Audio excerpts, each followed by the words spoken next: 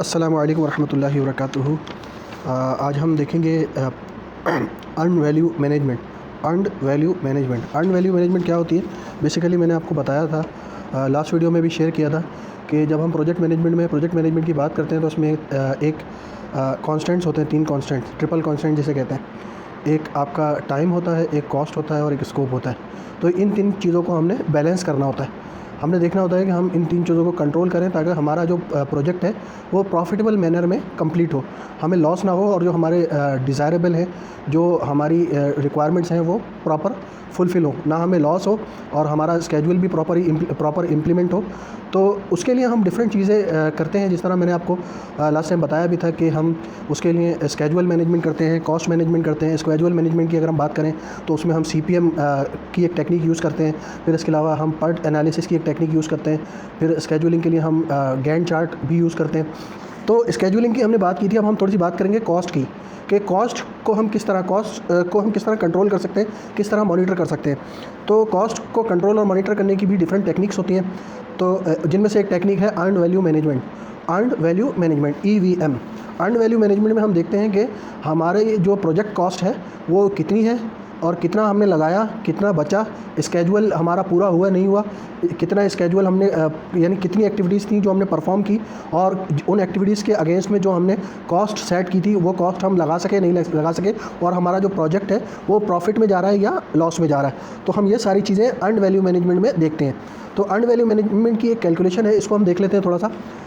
इसको थोड़ा सा हम देखते हैं। A project manager is tracking a project using earn value management.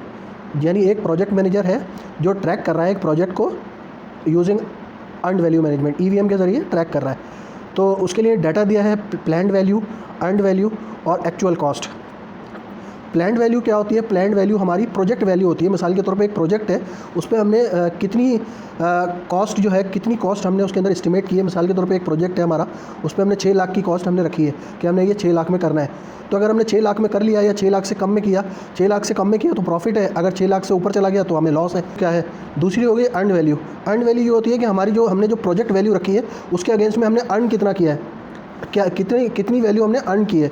और एक होती है एक्चुअल कॉस्ट, यानी एक्चुअल कॉस्ट क्या है। मिसाल के तौर पे हमने अर्न वैल्यू को मैं इस तरह डिफ़ाइन कर सकते हैं हम कि मिसाल के तौर पे 60 लाख हमारे अगर प्रोजेक्ट की वैल्यू है तो 60 लाख वैल्यू में से हमने कितनी वैल्यू अचीव की है। ठीक है, मिसाल के तौर पे 60 लाख है, 60 लाख में से हमने 55 लाख खर्च कर दिए। ठीक है, अब 55 लाख हमने खर्च कर दिए तो एक्चुअल कॉस्ट क्या है? 55 लाख का हमने काम कर लिया, हमारे लगे कितने? मिसाल के तौर पे हमने 20 एक्टिविटीज़ करनी थी 55 लाख में, 60 लाख में, लेकिन हमने एक्टिविटीज़ जो करी हैं वो 20 के बजाय 15 करी हैं, 15 एक्टिविटीज़ करी हैं, और हमारा जो अर्न वैल्यू है वो जो हमने अर्न किया है वो 55 लाख है। तो इन 3 चीज़ों को हम इसमें देखते हैं, प्लान्ड वैल्यू, अर्न वैल्यू और एक्चुअल कॉस्ट। यानी प्लान्ड वैल्यू क्या हो गई? प्रोजेक्ट वैल्यू जो हमने प्रोजेक्ट की थी, जो हमने प्रोजेक्ट के लिए रखी थी, और अर्न वैल्यू जो हमने रिसीव की है, और एक्चुअल कॉस्ट जो असल में कॉस्ट लगी है। तो ये 3 चीज़ें हैं, इसको देखते हैं। Calculate following matrix. अब इन 3 चीज़ों में ये 3 वैल्यू दी हुई हैं। प्लान्ड वैल्यू, इसके अंदर 3 वैल्यूज़ दी हुई हैं। प्लान्ड वैल्यू 60,000, अर्न वैल्यू 55,000 और एक्चुअल कॉस्ट 50,000। तो अब हम इन 3 वैल्यू की बेसिस पे हम 4 चीज़ें कैलकुलेट करेंगे। Cost variance, schedule variance, cost performance index, schedule performance index. ये 4 चीज़ें हम इसमें कैलकुलेट करेंगे। तो कॉस्ट वेरिएंस क्या होती है? यानी कॉस्ट जो एक्चुअल हमने लगाई है उससे डिफरेंस कितना आ रहा है। मिसाल के तौर पे अगर हमने अगर 10 एक्टिविटी करी है और 10 एक्टिविटी मिसाल के तौर पे 50,000 में होनी थी, तो वो 50,000 में हो रही है या कम में हो रही है या ज़्यादा हो रही है, वेरिएंस कितना आ रहा है, डिफरेंस कितना आ रहा है। तो कॉस्ट वेरिएंस में हम ये चीज़ देखते हैं। स्केड्यूल वेरिएंस में हम क्या देखते हैं? स्केड्यूल के हिसाब से जो कॉस्ट हमने डिफाइन की थी, मिसाल के तौर पर हमने 10 एक्टिविटी करनी है, 10 एक्टिविटी इतने की होगी, यानी मिसाल के तौर पर 55 लाख की या 50 लाख की 10 एक्टिविटी होगी, तो 10 एक्टिविटी हमने कर तो ली है, तो आया क्या उस पर 50 लाख लगाए या 55 लाख लग गए? यानी हम स्केड्यूल के साथ जा रहे हैं या स्केड्यूल से पीछे जा रहे हैं, बिहाइंड स्केड्यूल जा रहे हैं या हम ओवर स्केड्यूल जा रहे हैं, अंडर स्केड्यूल जा रहे हैं। तो ये सारी चीज़ें इसमें हम कैलकुलेट करते हैं। फिर इसके बाद कॉस्ट परफॉर्मेंस इंडेक्स है, स्केजुअल परफॉर्मेंस इंडेक्स है। कॉस्ट परफॉर्मेंस इंडेक्स जो है ये परसेंटेज है कॉस्ट वेरिएंस की, यानी जो कॉस्ट वेरिएंस है उसकी अगर हमने परसेंटेज निकालनी है तो हम कॉस्ट वेरिएंस इंडेक्स के ज़रिए निकालेंगे। और स्केजुअल वेरिएंस है, इसकी हमने परसेंटेज निकालनी है तो हम स्केजुअल परफॉर्मेंस इंडेक्स में निकालेंगे। इसका फार्मूला थोड़ा सा देख लेते हैं कॉस्ट वेरिएंस का। देखिए कॉस्ट वेरिएंस जो भी हम कैलकुलेशन करेंगे ना उसमें एक बात याद रखिएगा, हम मालूम क्या कर रहे हैं, हम मालूम कर रहे हैं अर्न्ड वैल्यू मैनेजमेंट, EVM। तो अर्न्ड वैल्यू मैनेजमेंट की कैलकुलेशन अर्न्ड वैल्यू के साथ होगी। अगर हमने कॉस्ट वेरिएंस निकालना है तो हम उसको अर्न्ड वैल्यू जो वैल्यू है उससे हम एक्चुअल कॉस्ट को माइनस करेंगे, यानी कॉस्ट वेरिएंस हम देखेंगे कि हमने कॉस्ट कितनी लगाई है, जो हमने कॉस्ट लगाई है आया कि वो कॉस्ट ज़्यादा लगी है या कम लगी है, ये चीज़ हम कॉस्ट वेरिएंस में देखेंगे। तो हम अर्न्ड वैल्यू से और एक्चुअल कॉस्ट को हम माइनस करेंगे तो हमें कॉस्ट वेरिएंस मिल जाएगा। अब हम देखेंगे इसमें अर्न्ड वैल्यू क्या है। अर्न्ड वैल्यू हमारी है 55,000, उसमें से हम जो हमारी एक्चुअल कॉस्ट है उसको माइनस करेंगे। एक्चुअल कॉस्ट कितनी है 50,000, तो 55,000 में से जब 50,000 निकलेगा तो कितना बच गया 5,000।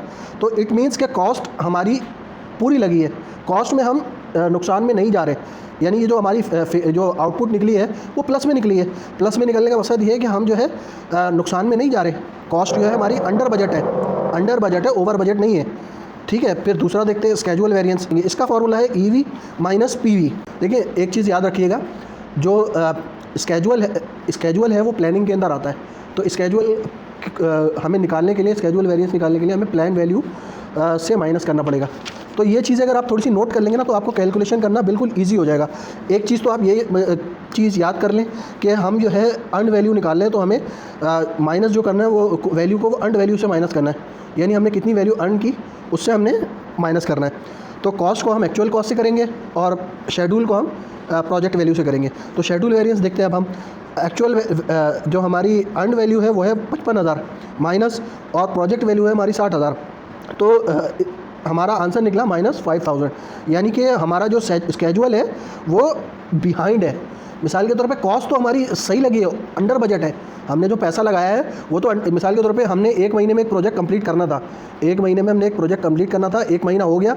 1 महीना होने के बाद हमने उसकी तखमीना लगाया, उसको देखा, मॉनिटरिंग करी कि हमने जो पैसा लगाया था वो पैसा हमने ज़्यादा तो नहीं लगा दिया। तो हमने ये जो कैलकुलेशन की इससे हमें पता चला कि हमने जो कॉस्ट है वो अंडर बजट है, हमने जो पैसा लगाया है वो अंडर बजट है, वो उसमें हमें लॉस नहीं हुआ।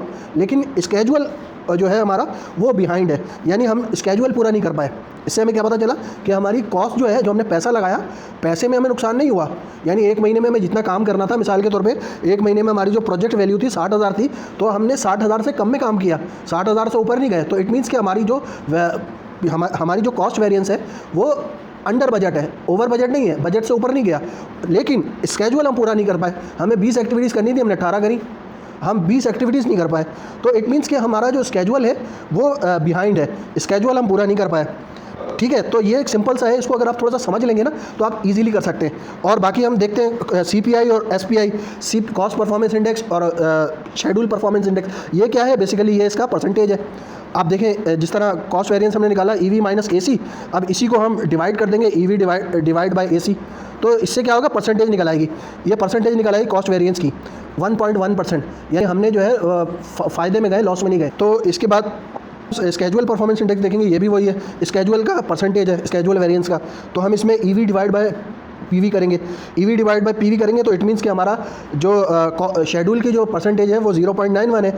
तो इससे हमें क्या पता चला अर्न्ड वैल्यू मैनेजमेंट से कि हमने हमारी कॉस्ट तो अंडर बजट है, हमारा जो पैसा हमने लगाया वो तो अंडर बजट है, लेकिन स्केजुअल हमारा पीछे रह गया, हम एक्टिविटीज़ को पूरा नहीं कर पाए।